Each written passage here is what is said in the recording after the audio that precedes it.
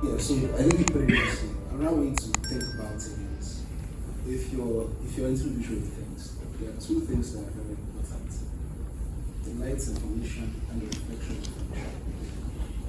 If you can capture those two things, then you can make any digital object look like it's in a place. So if you've seen behind the scenes on any VFX, you see something like a round sphere. We call it chrome ball, so a shiny round sphere. These days, people use 360 pictures. I typically use 360 pictures or 360 videos. I still want to do chrome ball. Yeah, to capture HDR lights.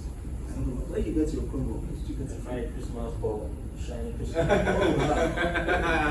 Innovation. For me. No, that's because Nigeria is not like a huge production place where we just make literally everything. Everybody's good. And what you usually use is garden ball, shiny balls. We don't have them, so I usually go for the really, really big Christmas tree balls. Sometimes I have to still spray them with like chrome spray to get really shiny. How much do those cost? Last time I brought them, they were like 3K. Okay. That's some market. Nice. I think so. And it works because I sent it to some big studios and it works for them. They get their license for them. It works for them. Nice. So I think from my own end, I've not really used chrome ball. I typically do like a 360 picture, which is essentially I still have to do 360. Then HDRI for high dynamic range. But ultimately, if you can figure out how to capture the lights and the reflections, then you can digitally recreate the objects. So the problem with green screen has always been that, okay, in front of the green screen, but you try to look like you're in Sahara Desert. You have to find the exact light and the exact, the exact exposure and the exact color to be able to match this composite background. In this case, you just carry the screen and put the background in the screen, and the background will give you the light. And so you see people having a whole room that is like a sphere, like a half sphere. So the half of it is ground, like the actors will be. And so the sphere end to end, Like a screen. So people are doing location scouting digitally. So imagine you build a vast expanse of land. I think that's what they did in Mandalorian. Yes, that's what they did. Build a vast expanse of land, and then you can be moving through the land and say, okay, we should clear it, let's shoot closer to the water, let's shoot closer. And so with Unreal Engine 5, it's like, so Unreal Engine is what they used to make video games. But video games are becoming so good now that video games are becoming like films. Yeah. And in fact, most people that play games do not know what's coming. So the Unreal Engine 5 games now, so when PS5 comes out, like PS5 is out, but the games are still the initial games. They're kind of good, but they are not really maximizing the engine. When the game really becomes full-fledged, it will be hard to distinguish which is which, game or film. Because with the Unreal Engine 5, you can usually carry film assets, i.e. you have certain assets you used in Star Wars film, literally drag it and put it for game, and to look exactly like that. Fantastic. So now where people are going is, okay, so if the game looks as good as the film, why not just have the game look film? Yeah, So right. so that's the idea. And that leads me to my second line of thoughts in this discussion, which is how is VFX expanding into other fields? You just mentioned gaming, and now we can't see it as literally blurred the line between film and gaming, and could I say thanks to VFX, they were blurring that line. And also, there are things like virtual reality. Oh yes. Yeah. So how is VFX moving into affecting these other areas of storytelling? Okay. I think the way to look at it is the gaming part is not really VFX per se. Same with virtual reality. I also create virtual reality content. There are ways wherein those technologies can help the VFX. For instance, when I talked about having a large expanse of land and doing location scouting, someone could literally put on a VR headset as a director and it's like, okay, I'm just looking through the thing like this. You can go around and select where the camera should be placed. So, but they are not, but it's so visual effect doesn't say help those industries, but those industries have visual effects. VR, for VR right now, I think the frontier is more metaverse. That's where things are. at least according to the top guys in that space, or the Zuckerbergs and the Elons and the what's the guy with the Amazon, Bezos, we won't be using phones in the next 10 years. We won't be using phones, we'll be using computer screens.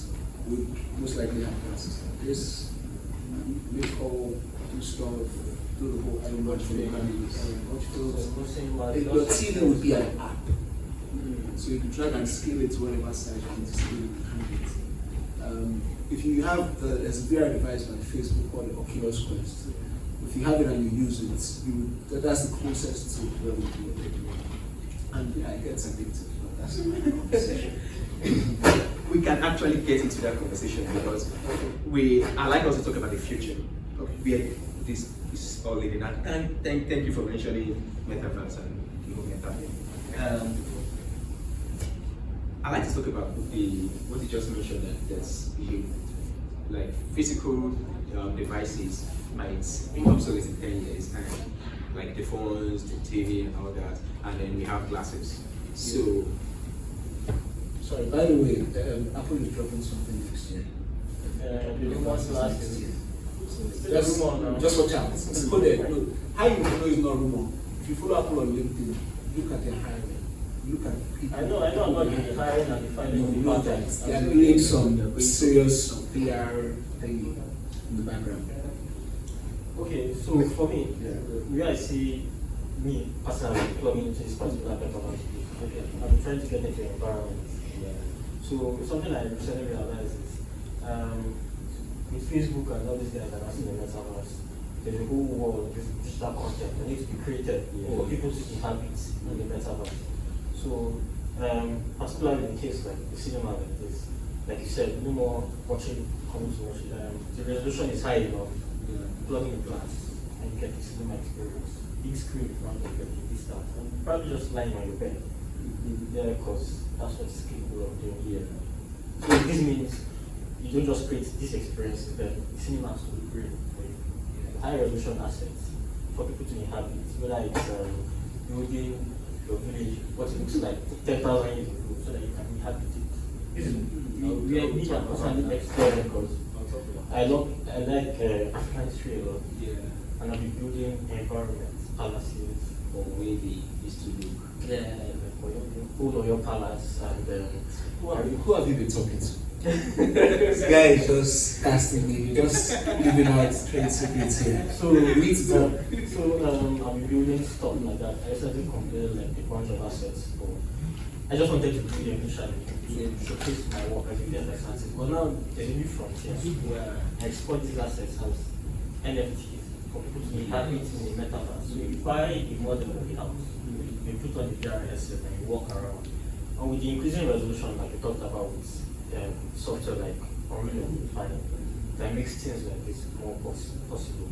VFX, the life of VFX has to blur, then it's no longer just VFX. Just asset creation. Asset creation for consumption. Whether it's for people to see, for people to inhabit. Just experience. Just experience. I'd like you to talk about what you talk about. Oh yeah. So I think with regards to the metaverse, I think most of us who started out studying 3D in the last like 10 years, I think I'm relatively not so new to the game, but I started doing 3D seriously like 2013, 2014. And at the time we didn't know that to get this serious. Now it's almost like, wow, it's almost like the world has caught up to it. So the metaverse is a thing, and what that just means is, you know how when the internet was built, and there's a huge, what's the word now? There's a huge need for people to code and build websites and stuff. So this being the new form of internet, but it's a more physical form. There's a huge need for 3D assets, 3D artists to come building on stuff. Let me give you like a little story on my experience in one of these metaverse platforms. So there's a platform called Altspace, like alternative, Alt Space VR. It was like a company that started it, but Microsoft bought it. All these big players that bought it a couple of years ago. They couldn't invest in the back end. And so Microsoft owns it now. And so the idea of the space is when you put on the headset, you have your house. You know, on Facebook, you have like a homepage. Social media, there's a homepage. But because this is 3D, it's home. It's like it's your house. So you have a TV, you have absolute TV, you have Netflix, you could put your Netflix there and run the Netflix subscription there and just chill and watch TV in VR. There are places you could go, there's a comedy bar, there are places you could hold events, you could give presentations, you could do this thing and talk about VFX there. Just like this. There'll be people in the audience. During COVID-19, I was going to Church of Australia in VR, and there's a pastor in the pulpit and everything. And so I met a guy who was an artist, and he had a vision for the house he wanted to live in. But he designed the house in 3D because he doesn't have the money to design the house in real life. So in that space, that's his house in the place. So Wow. he's living in the house before he's living in the house. And he hung all his paintings there. And so what he does is he goes to like a party or like a comedy event, makes friends, and then he invites you to his house. There's an Afrobeat flute, so he's playing like a whiskey and burner in the background. Interesting. And then he's walking you through the place and showing you his paintings. And you have the direct access to his Instagram handle. Mind you, if you flip your wrist, you have access to like something that you can access the internet. So it's easy to connect to his Instagram or make a payment and buy one of his paintings and ship it to you. And that leads me to perhaps the final question I have here for this conversation, which is, from what you guys are saying, all I'm hearing is data transfer, or this, that. Now we're going into 5G. How does that help the VR industry, the VR space? Because with all these virtual 3D houses, attending this, it's all data, and how this data gets transferred and how fast it is. Because if you are using a 2G network, you are stuck in that world for like, and it's buffering, and for the next 1 hour you're like, oh, remove this thing, let me sleep. You get. Now, so can we say that, Nigeria is stepping into the 5G game, though maybe not as good as we want, but can we say the 5G thing is a major advancement in the VR community? Primary component as far as I'm concerned. There's no way you move. Part of the issue with VR now is resolution. Put the VR headset and you decide to watch a movie. How sharp is it going to be? Which means you need a lot of data to stream high resolution data into your VR headset. 5G is like backbone, whatever is going to come, because you are not going to do it. It's going to inspire more innovation, right? Also, I think the key thing with 5G is something called cloud computing. So the problem with VR has always been cost. 3 years ago when we started VR, to do VR we needed like a crazy gaming PC that's almost $1 million. Then you needed the VR headsets. And so at the time when we needed to like go pitch to companies and do presentations, we were carrying all these things and then go there. It was crazy. But now the headset has shrunk and it's getting smaller. So where computing is going is you don't need hardware to compute what you're working on. Microsoft has something called Azure. Amazon has AWS. And the idea is you have access to millions and billions of processing power, which is adding millions and billions of computers at your disposal. And so the next kind of device that will be coming in will be more a streaming device. If you're playing the game, and the technology already exists, it's been waiting for 5G. All the computing and calculation is happening with the crazy computers up there. It's just streaming the video content and collecting your input as a game, back there, processing that. So that would make sense for a lot of small VR glasses, because the problem with VR glasses now is you're putting all the crazy things inside.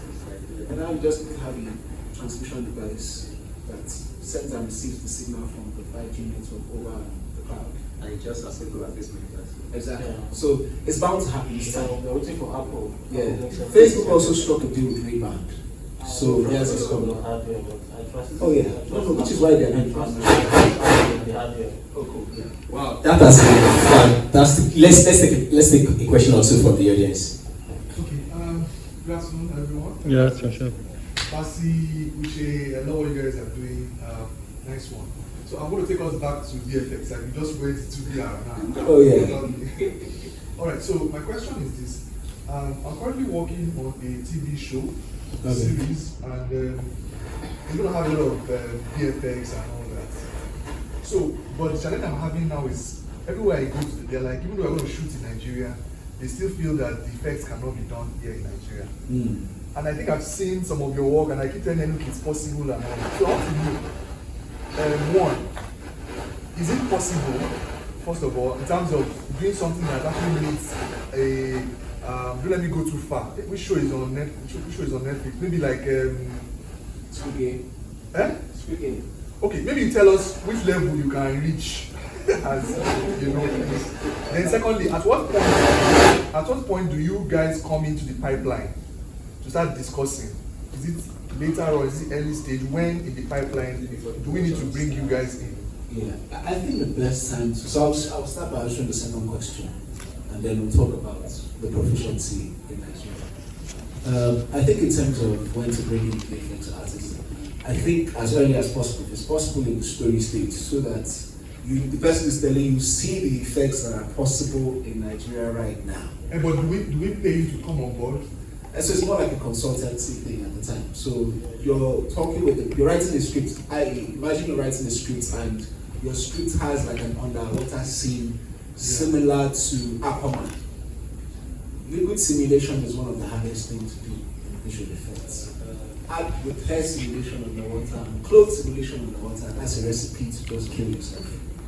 And so processing power, technological know-how, it's so if you had that kind of thing in your story and you had a VFX artist that knows what he's doing, the person to tell you, cool down. That's no down. We can do a aeroplane that will fly and would crash. So you're saying you're not up there yet? Yes, so no, I'm saying there are individuals that can pull it off, but most VFX productions need a team. The biggest problem with visual effects in Nigeria is manpower, is a team. So if you're trying to do a TV series, I would reckon you need between 10 to 15 people at least. Okay, so sorry. Depending on what you're trying to pull off. Yeah, sorry, because it's a very practical question, that's what I'm asking. Yes. So, for example now, if I say, okay, Uche, I'm bringing you in as a consultant. Okay. You know those guys, Okay. or you can't work with them. Not really. So Everybody just scatter. Oh no. Okay. So the problem is not that, like we've collaborated on projects before. Okay. You understand? Myself and Richard also. The problem is the people on that level are few and far between. And most times, because we are few, there's a lot of workload on our head.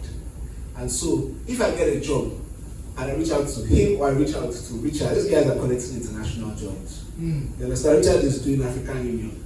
You understand? And I have my own thing. So everybody's kind of like busy on that level.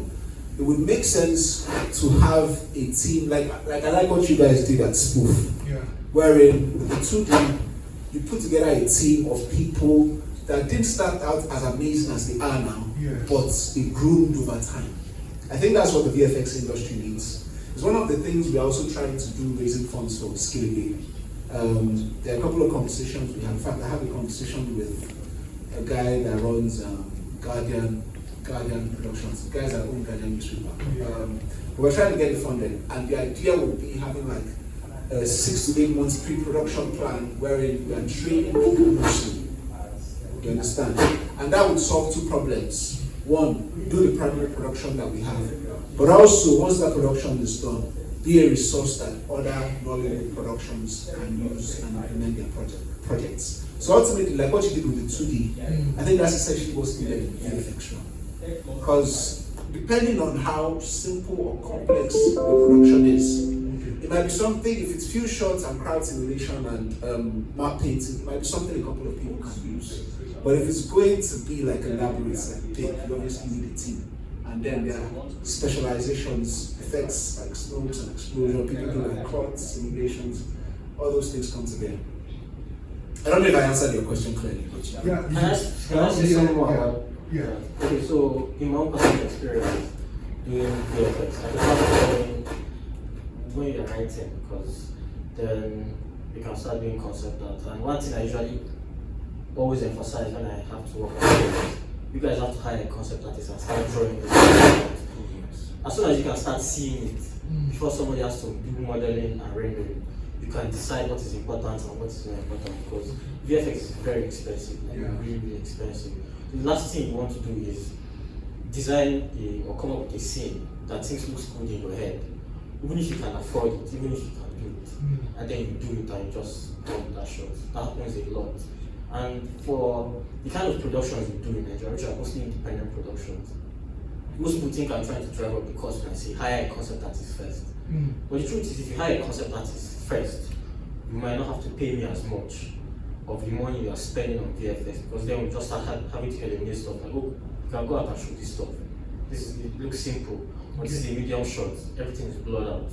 You can use a picture. You start having an idea of what everything looks like. So that's, if you can even take it a step further, like you do at Marvel, and most people think it's because they are big, but they previews every movie like 2 years before they do it. We want to do story, we want to do like 2D storyboards. Yes. I think you're in a very peculiar situation because you have. That's why we are doing this, because we think it can work. I really think it can work now because we have the elements of 2D already sorted out. We have the elements of previews and conceptualization sorted out.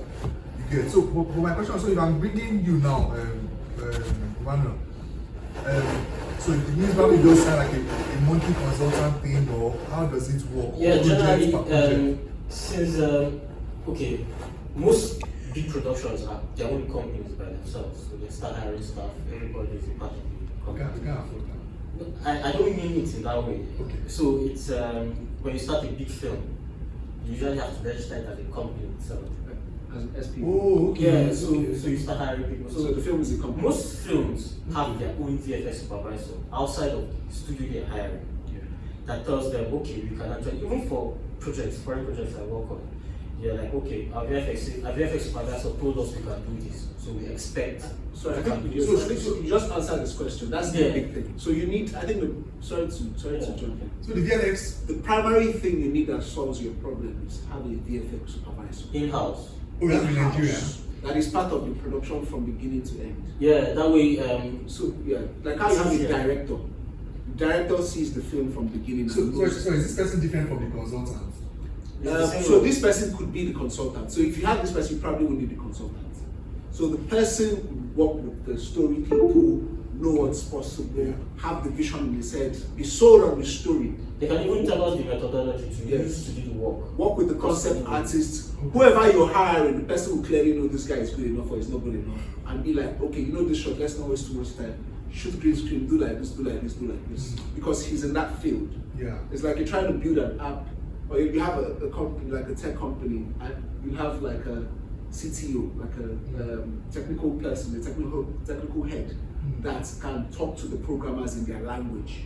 Okay. You understand? Sees the vision too as the business guys, but can also communicate with the The programmers. person does not have to be as experienced as the studio you're hiring. They just need to understand what you are trying to do. Yeah. Well enough. Okay, so sorry, if anybody has questions, if you have any other questions, can I jump in? But I just want to learn and have, because this project most likely starts in February. Oh, nice. Because I've spoken to Mana before on some projects, but sometimes when you say these things, people don't believe that you can achieve some things that you say you want to achieve. I think where Nigeria is in terms of production, people are breaking those barriers. I think we are very close. I think we are very. I don't want to say too much, but we are very close to having our own Marvel universe. Thank God through me, you get, and that's as one of my goals for the past 10 years to get to a point where Nigeria will have its own Marvel universe. So sorry, quick one. So let me get into your stuff for a bit. So the series is a superhero series. It's a comic adaptation. It's an adaptation from my comic book. It's about time. Yes. So it's about time. So it's real, with fast script development. By February the scripts will be ready and everything. So I need to, because my fear now is that my partners might end up saying, look, this thing. In fact, I almost took it to Ghana to go and shoot in Ghana. Okay. He said it's better to shoot in Ghana because Ghana there's no problem in Ghana. But I was like, see, King of Boys was shot in Nigeria. There's one Thug film that they shot again in Nigeria. It was well done. So I've forgotten my question now. So are you guys saying there is, because you mentioned studio and VFX supervisor. Yeah. Are you saying that there is no studio in Nigeria that can do it, but you can get VFX supervisor? I've been hired as a supervisor for projects where they do the VFX in Nigeria.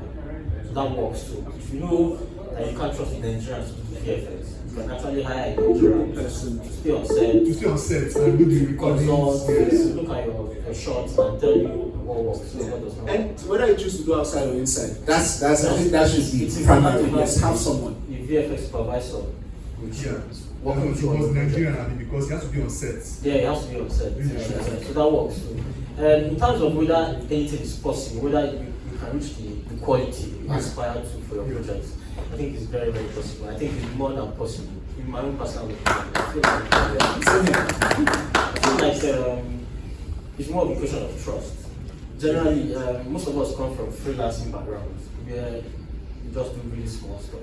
When somebody comes to us with big stuff, and they don't trust us with big stuff as much. Yeah. So I think it's because Nigerians very let people down. yeah, so for some people, it's that you don't understand the scope of the work that you're about to take on. And I've had that problem too multiple times where somebody gives me something big to do and I look at it like, okay, maybe with one or two other people I can do this, and it probably didn't turn out as well as I expected.